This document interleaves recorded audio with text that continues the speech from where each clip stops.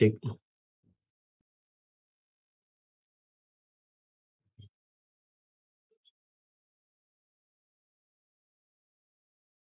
Apakah sudah terlihat Pak Moderator? Sudah, ya. Ya, sip. Atur nuhun Dokter Faiz. Ya, bismillahirrahmanirrahim. Assalamualaikum warahmatullahi wabarakatuh. Selamat pagi menjelang siang, Bapak-bapak dan Ibu semua. Perkenalkan, nama saya Aditya Lesmana. Status saat ini sebagai mahasiswa doktoral di Teknik Geofisika Institut Teknologi Bandung dengan topik disertasi pembiayaan seismik tomografi di Tangkuban Perahu. Jadi hari ini saya akan coba sharing mengenai apa yang sudah dan yang kami kerjakan. Kita menyampaikan hasil sementara yang sudah kami dapatkan. Dalam pelaksanaannya, saya dibimbing oleh Profesor Awali Priyono dan Profesor Andri Denugraha yang expert di bidang tomografi seismik.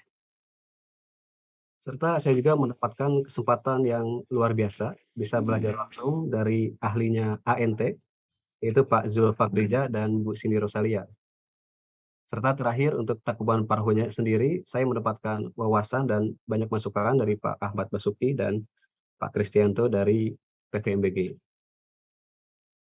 Baik, berikut adalah outline yang akan saya sampaikan pada workshop hari ini, dimulai dari pendahuluan, lalu ada sedikit teori mengenai ambient seismic tomografi, lalu masuk ke data dan metode, hasil sementara yang kami dapatkan, serta bagaimana rencana selanjutnya. Baik, saya mulai dari pendahuluan. Gunung Tangkuban Perahu merupakan gunung stratoaktif yang terletak di wilayah Jawa Barat, di mana secara administratif terletak di Kabupaten Bandung Barat dan Kabupaten Subang. Gunung Tangkuban Perahu ini merupakan fase termuda dari gunung api Sunda Purba yang meletus di masa lampau. Jadi sisa-sisa letusan dari gunung api Sunda bisa kita lihat di sini ada Gunung Burangrang yang sudah padam, lalu ada Situ Lembang dan Gunung Tangkuban Perahu yang masih aktif sampai sekarang. Jadi Gunung Tangkuban Perahu ini terdiri dari kawah utama, yaitu ada Kawah Ratu, Kawah Upas, dan Kawah Baru. Selain kawah utama, Tangkuban Perahu juga memiliki kawah parasit yang berada di sebelah timur laut dari kawah utama. Di antaranya ada Kawah Domas, Kawah Badak, Kawah Orok, Kawah Jarian, dan Kawah Jurig. Di mana visual dari kawah-kawah yang berada di Tangkuban Perahu bisa kita lihat pada gambar B dan C, seperti yang bisa kita lihat di sini. Lalu untuk lingkaran merah, ini adalah beberapa manifestasi air panas yang berada di sekitar Gunung Tangkuban Perahu. Di antaranya ada Kanca, Maribaya, Domas, dan Ciater. Lalu gambar D, ini adalah visual Tangkuban Perahu dari udara sehari setelah erupsi tahun 2019. Bisa kita lihat sebaran dari abu dan asap pasca erupsi masih membumbung di kawah utama. Lalu berdasarkan sejarah erupsi yang berhasil dicatat dari tahun 1829 sampai 2019, di mana Gunung Tangkuban Perahu ini mengalami beberapa kali erupsi yang didominasi oleh erupsi freatik, di mana erupsi freatik ini terjadi ketika ada interaksi antara air di permukaan dengan sumber panas yang berada di bawah permukaan, sehingga menghasilkan letusan gas dan uap air yang bertekanan tinggi. Erupsi freatik ini biasanya lebih sulit diprediksi karena tanda-tandanya yang muncul tidak sejelas apabila dibandingkan dengan erupsi magmatik. Oleh karena itu, diperlukan suatu pemahaman mengenai karakteristik dari Gunung Tangkuban Perahu. Beberapa penelitian sebelumnya yang sudah dilakukan oleh peneliti lain guna memahami karakteristik dari tangkuban perahu dengan pendekatan dari geologi atau sampai ke geofisika, dimulai dari Forak tahun 1990 menggunakan seismisitas dan laju pergerakan tanah, sampai Barkah dan kawan-kawan di tahun 2021 menggunakan remote sensing dan gravitasi. Tetapi penentuan struktur seismik, khususnya VS, itu masih belum ada. Hal ini informasi ini dapat membantu di dalam interpretasi magmatic plumbing system di tangkuban perahu. Sehingga tujuan dilakukan penelitian ini adalah untuk memetakan struktur bawah permukaan tangkuban perahu dengan menggunakan metode ambient seismic noise tomography. Jadi di dalam mencitrakan struktur bawah permukaan, biasanya sering digunakan tomografi seismik sebagai tools utama, di mana berdasarkan gelombang yang digunakan, tomografi ini dapat dibagi menjadi dua, yaitu ada tomografi waktu tempuh dan ambient seismic noise tomography, di mana tomografi waktu tempuh ini memanfaatkan waktu tiba gelombang P dan gelombang S dari event yang terjadi di bawah permukaan, lalu diterima oleh beberapa stasiun di permukaan. Sementara ambient seismic noise tomography ini memanfaatkan background noise yang terekam, di mana biasanya noise ini sering diabaikan di dalam tomografi waktu tempuh. Ya. Tomografi waktu tempuh akan memiliki resolusi yang baik ketika pada daerah tersebut jumlah dari kejadian gempa banyak dan distribusinya merata.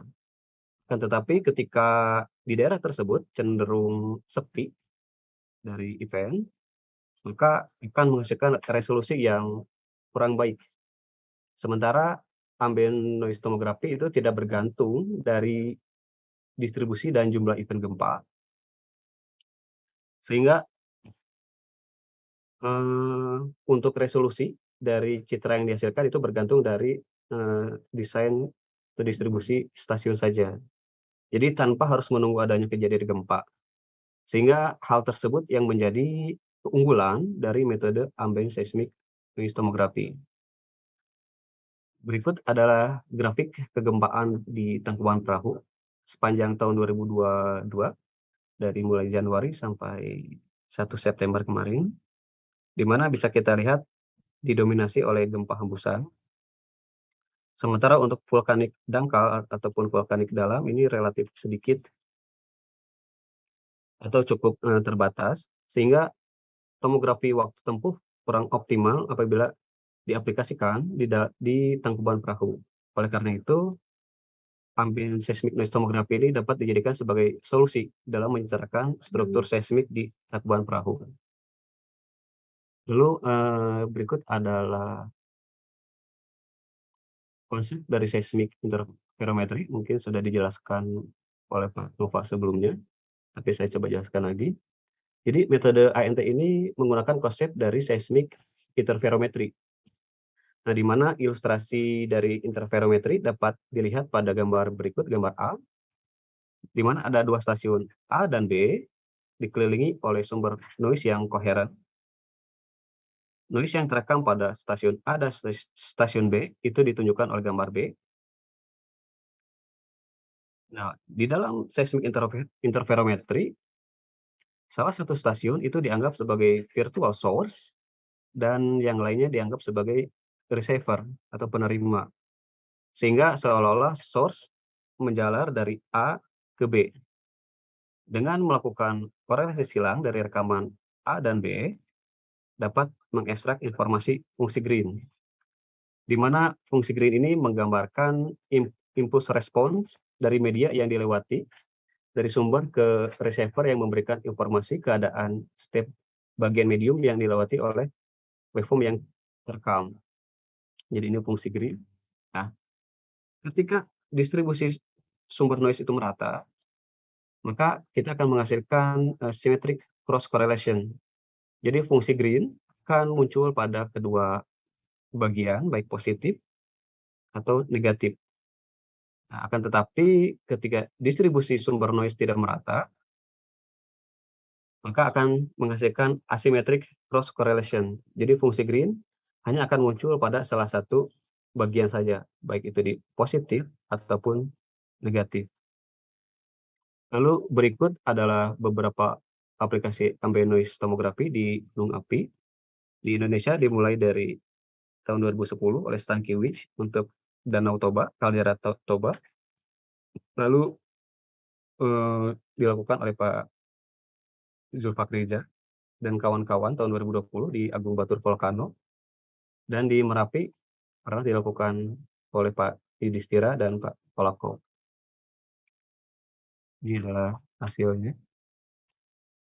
Lalu masuk ke alur penelitian. Jadi alur penelitian yang dilakukan terdiri dari 2 tahap, yaitu ada akuisisi data dan pengolahan. Untuk akuisisi data, kami melakukan instalasi stasiun seismik temporer menggunakan 19 alat seismograf, dimulai dari Oktober 2021 sampai Maret 2022. Di mana kami menggunakan 2 sistem, yaitu ada stasiun yang fixed station, di mana 5 fixed station ini yang warna biru, ini lokasinya akan tetap selama perekaman berlangsung. Sementara untuk moving station akan dipindahkan setiap bulannya di lokasi yang berbeda. Hal ini dilakukan untuk mendapatkan coverage dari repeat yang merata. Lalu untuk pengolahan data, dari data raw yang dihasilkan, ini adalah data waveform 3 komponen, ada utara selatan, timur barat, dan vertikal.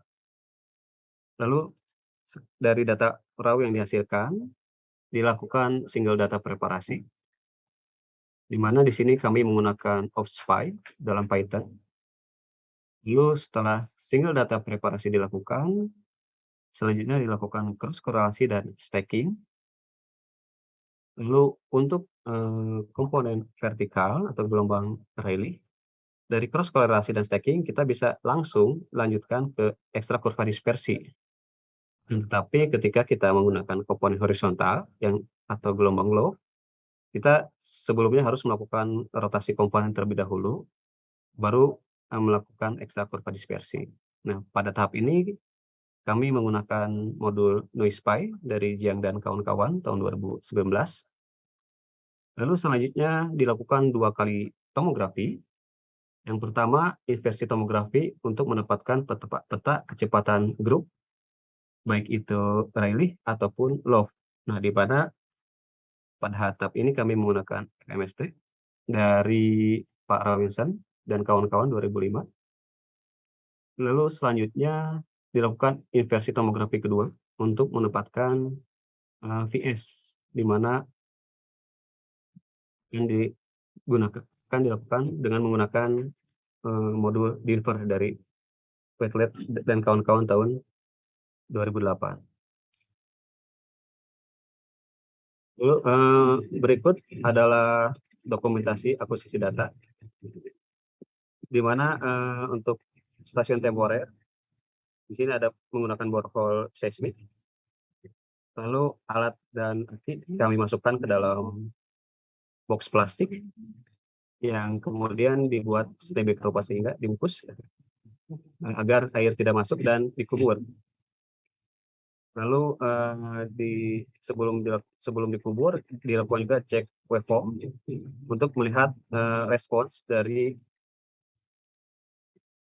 sensor yang nah ini adalah salah satu aktivitas di lapangan, di mana tidak selamanya cuaca cerah.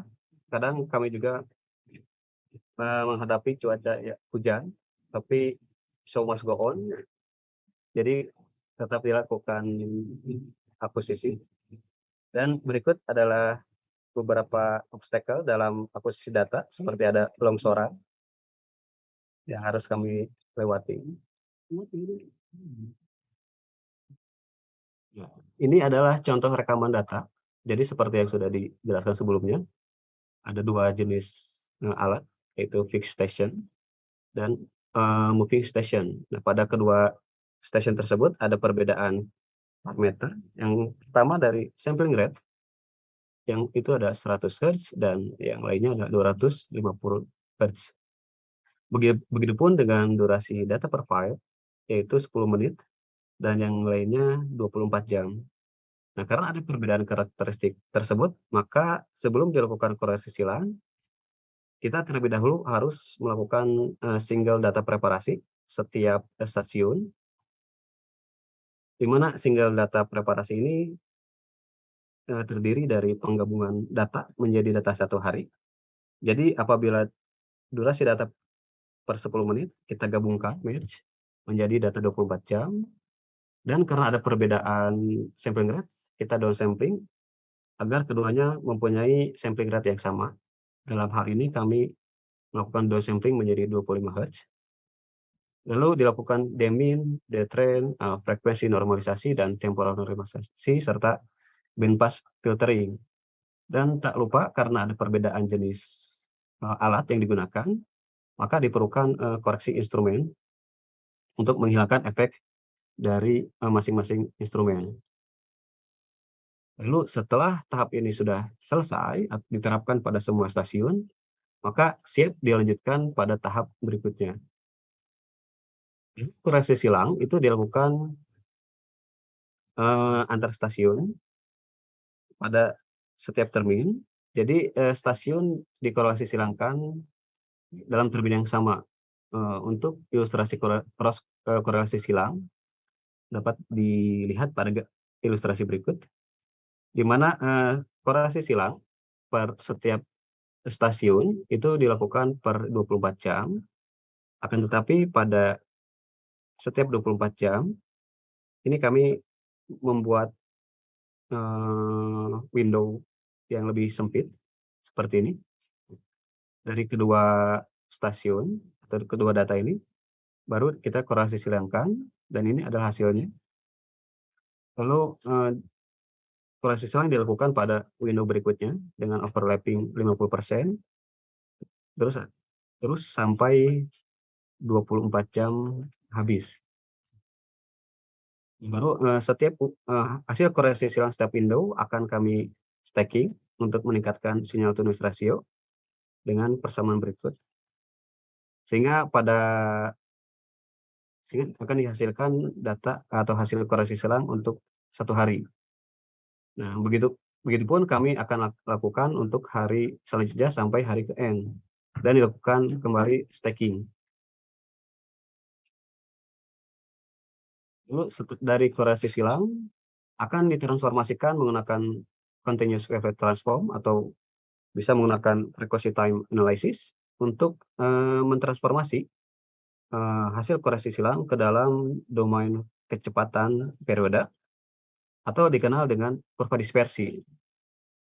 Nah, untuk puncak setiap energi, setiap periode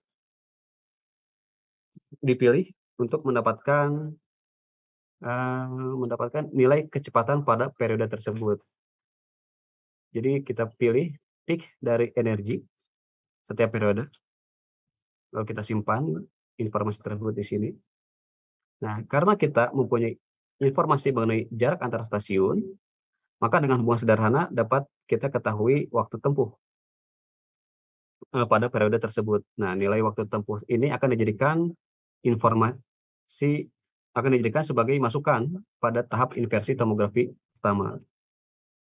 Nah, tomografi inversi pertama itu dilakukan untuk merekonstruksi dari pola sebaran kecepatan grup gelombang terhadap fungsi gelombang, di mana dilakukan checker plot test untuk selanjutnya dihasilkan grup velocity map. Sementara, inversi kedua dari grup velocity kita sampling setiap titik untuk semua periode, sehingga akan mendapatkan kurva dispersi, semu pada titik tersebut. Nah, kurva dispersi ini akan kita, inversi untuk mendapatkan nilai, profil kecepatan gelombang geser atau VS1D terhadap kedalaman. Nah, proses ini dikenal dengan istilah depth inversion. Jadi setiap titik dilakukan inversi sehingga mendapatkan profil 1D. Kumpulan profil 1D ini akan diinterpolasi untuk mendapatkan volume VS 3 dimensi. Untuk Rayleigh Group Velocity akan mendapatkan VS vertikal, sementara untuk Love Group Velocity akan menghasilkan shear horizontal. Lalu berikut adalah contoh hasil sementara yang kami dapatkan, di mana gambar kanan ini adalah plot hasil koreksi silang dari hari pertama sampai hari ke-84, di mana bisa kita lihat fungsi green ini muncul dari hari pertama dan konsisten ada setiap harinya sampai hari terakhir. Lalu sebelah kiri ini adalah variasi atau pengaruh dari variasi durasi stek, di mana pada data satu hari akan menghasilkan nilai sinyal to noise ratio 6,04. Semakin bertambahnya durasi data atau durasi stek, sinyal to noise ratio ini akan meningkat, sehingga dapat kita simpulkan bahwa pengaruh durasi stek dapat meningkatkan sinyal to noise ratio.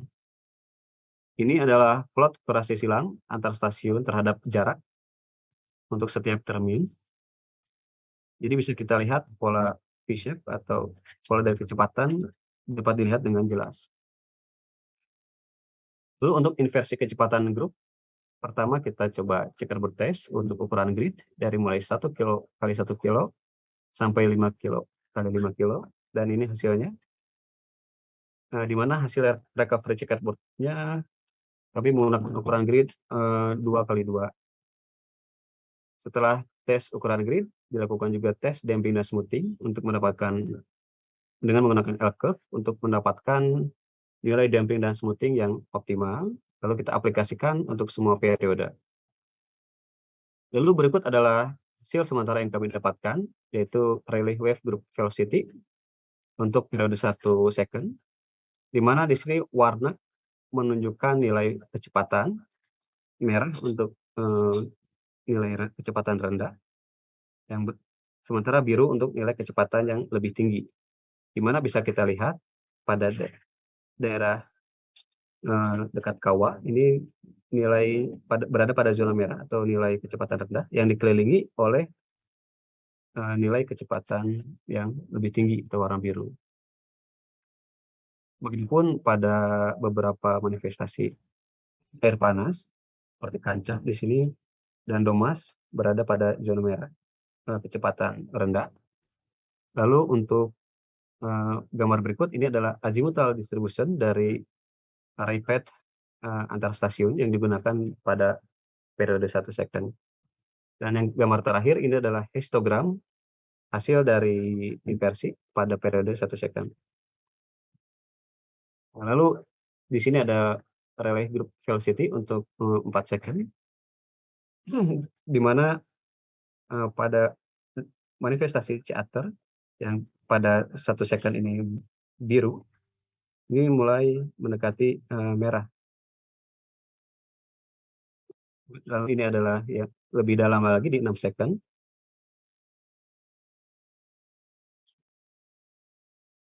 Apabila kita coba bandingkan hasil sementara Rayleigh Group Velocity dengan pada periode 1 second dengan hasil dari penelitian yang lain, di mana ini dibandingkan dengan Bogey Anomaly Map dari Barkah dan kawan-kawan 2021, di mana menghasilkan pola yang hampir mirip. Hanya saja di sini warna biru untuk anomali rendah dan merah untuk anomali tinggi. Sama-sama membentuk pola yang hampir mirip. Lalu dengan Reksa dan kawan-kawan event distribusi, di mana pada zona yang merah ini berkumpul di sini event distribusi. Untuk kedepannya akan kami lakukan depth inversion untuk mendapatkan VS vertikal. Lalu untuk pengolahan data gelombang low dilakukan juga untuk mendapatkan VS horizontal dan akan dilakukan radial anisotropi. Oke, berikut, pemaparan dari saya. Terima kasih atas perhatiannya. Wassalamualaikum warahmatullahi wabarakatuh. Saya kembalikan kepada Pak Moderator. Terima kasih. Baik, terima kasih, Mas Adit atas presentasinya sangat baik.